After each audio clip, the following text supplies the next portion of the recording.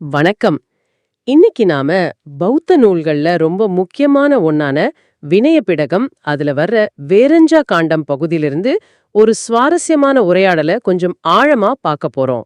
ஆமாங்க. இந்த வினய விடகுங்கிறது பொதுவா துறவிகளுக்கான ஒழுக்க விதிகளை சொல்ற நூல். இதுல இந்த வேரஞ்ச காண்டம்ங்கிற அத்தியாயத்துல புத்தருக்கும் ஒரு பிராமணருக்கும் நடந்த ஒரு உரையாடல் அது ரொம்ப முக்கியமானது. அந்த சூழல் கொஞ்சம் சொல்லுங்களேன். புத்தர் எங்க இருந்தாரு, என்ன நடந்துச்சு? ம் புத்தர் அவருடைய 500 சீடர்களோட வேரஞ்சா அப்படிங்கிற ஊர்ல தங்கியிருந்த சமயம் அது. ஓ, 500 சீடர்கள், பெரிய கூட்டம். ஆமா. அப்போ அந்த வேரஞ்சா ஊரை சேர்ந்த ஒரு பிராமணர், அவர் பேரு வேரஞ்சர்னே சொல்லுவாங்க. அவர் புத்தரோட புகழ கேள்விப்பட்டு அவரை நேர்ல சந்திக்க வராரு. சரி, புத்தரோட புகழ் அப்ப பரவலா இருந்துச்சு இல்லையா? ஆமா, நல்லாவே பரவி இருந்துச்சு. அந்த பிராமணரும் கல்வியில சிறந்தவர். அவர் புத்தரை பார்க்கணும்னு வராரு. இதுதான் அந்த உரையாடலோட ஆரம்ப புள்ளி. ஓகே, அப்போ அந்த பிராமணர் நேரா புத்தர்கிட்ட வந்துச்சாரு. என்ன கேட்டார் அவரு?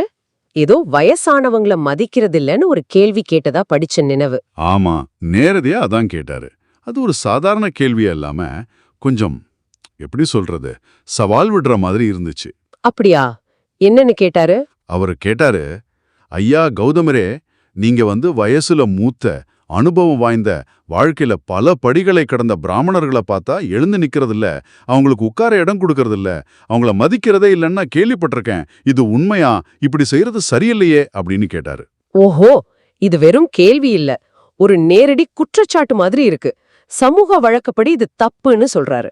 ஆமா, அந்த காலத்து சமூக நெறிகளுக்கு எதிரானதுன்னு சொல்ற மாதிரி தான் கேட்டாரு. புத்தர் இதை எப்படி எடுத்துக்கிட்டாரு? அவர் பதில் நிச்சயமா அந்த பிராமணரை யோசிக்க வச்சிருக்கோம். புத்தரோட பதில் ரொம்ப ஆச்சரியமா இருந்துச்சு.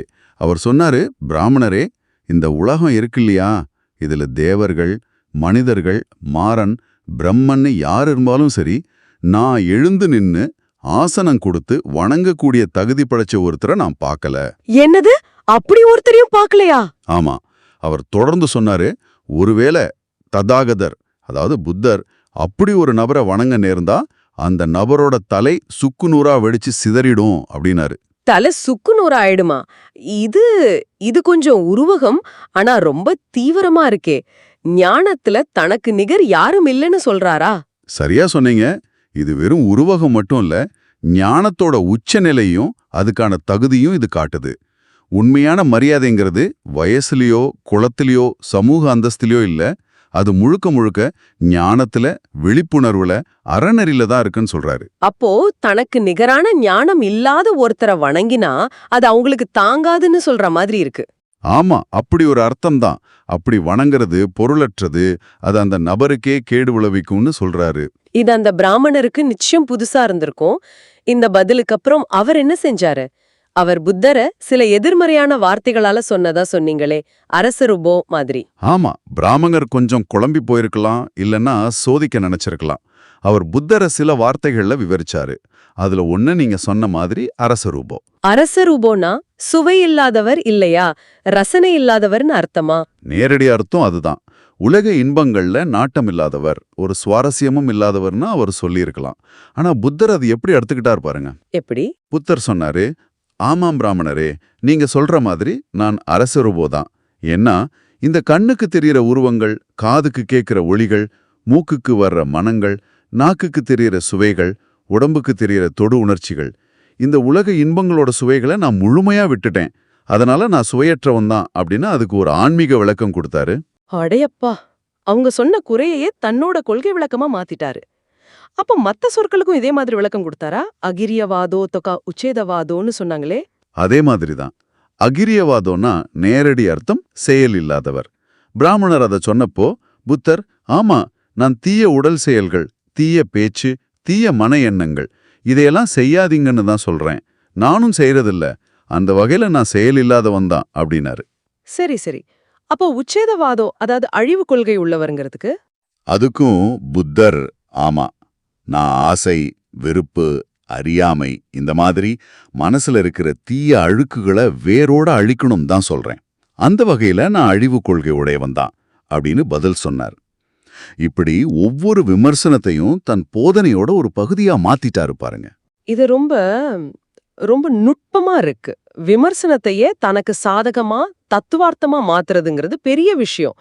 இதுக்கு மேலையும் விளக்க ஒரு உவமை சொன்னாராம? ஆமா, அந்த கோழி குஞ்சு ஓமை ரொம்ப பிரபலம். சொல்லுங்களேன்.